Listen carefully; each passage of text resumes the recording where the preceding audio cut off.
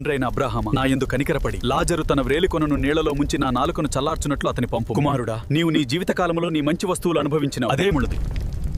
నా జీవితం ఎంత అద్భుతంగా ఉంది. నాకు ఏ కొరత లేదు. అయ్యో, ఆ బల్లపై పడే తునకలైనా నాకు దొరికితే నా ఆకలి తీరుతుంది. ఇతనికి నేను ఎందుకు సహాయం చేయాలి? ఇది నా సంపద. ప్రభువా, నా బాధలన్నీ ముగిశాయి.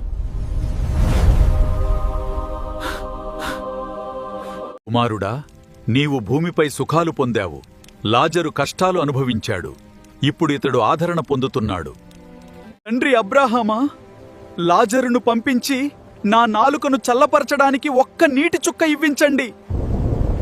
అయితే నా సోదరుల దగ్గరకు లాజరును పంపండి. వారు ఈ బాధ స్థలానికి రాకుండా హెచ్చరించండి. వారికి మోషే మరియు ప్రవక్తలు ఉన్నారు. వారి మాట వినాలి. వారు వినకపోతే మృతులలో నుండి ఎవరైనా లేచినా నమ్మరు.